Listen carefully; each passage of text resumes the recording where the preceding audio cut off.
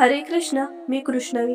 भगवद्गीता सेवेच्या आजच्या एपिसोडमध्ये तुमच्या सर्वांचे मनापासून स्वागत. आज आपण भगवद्गीतेतील पहिल्या अध्यायातील श्लोक क्रमांक 42 आणि 43 बघणार आहोत. श्लोक क्रमांक 42. दौशरे ते कुलज्ञाना वर्ण संकर कारकैन उत्थाद्यन्ते जाती धर्मा कुल धर्माच शाश्वता.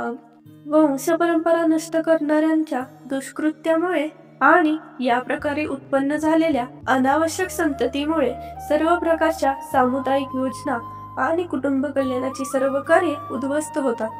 तात्पर्य: सनातन धर्म किंवा वर्णाश्रम धर्म संस्थेने मनुष्य अंतिम मोक्षाची प्राप्ती करण्यास समर्थ होऊ शकेल अशा पद्धतीने मानव समाजातील 4 विभागांना अनुसरून सामुदायिक योजना तसेच कुटुंब कल्याणार्थ कार्यांची योग्य रचना करून दिली आहे. म्हणून अविवेकी पुढाऱ्यांनी सनातन धर्माच्या परंपरेचा भंग केल्यास समाजामध्ये गोंधळ निर्माण होतो आणि त्याचा परिणाम म्हणजे श्री विष्णूंची प्राप्ती हे जीवनाचे अंतिम ध्येय आहे याचा लोकांना विसर पडतो.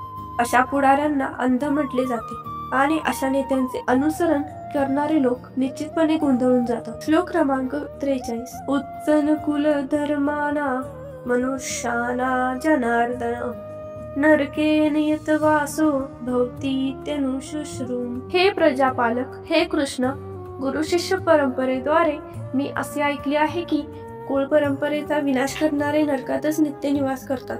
तात्पर्य: अर्जुनाचा युक्तिवाद स्वतःच्या वैयक्तिक अनुभवावर नव्हे तर त्याने आचार्यांकडून जे ऐकले होते त्यावर आधारित होता. वास्तविक ज्ञानप्राप्तीचा हाच मार्ग आहे. अशा ज्ञानात प्रथम पासूनच स्थित झालेल्या योग्य व्यक्तीच्या साह्याविना मनुष्य वास्तविक ज्ञानाच्या अंतिम ध्येयाकडे पोहोचू शकत नाही. वर्णाश्रम संस्थेतील एका पद्धतीनुसार मनुष्याला मृत्यूपूर्वी आपल्या पापकर्मांचे प्रायश्चित्त करण्यासाठी विशिष्ट विधी करावा लागतो. जो नेहमी पापकर्मेच करण्यात गुंतला आहे त्याने या प्रायश्चित्त विधीचा उपयोग करून घेतलाच पाहिजे. असे न केल्यास त्या व्यक्तीला पापकर्माचे फळ म्हणून दुःखमय कष्टमय जीवन भोगण्यासाठी निश्चितपणे नरकात घातले जाते. धन्यवाद. हरे कृष्ण.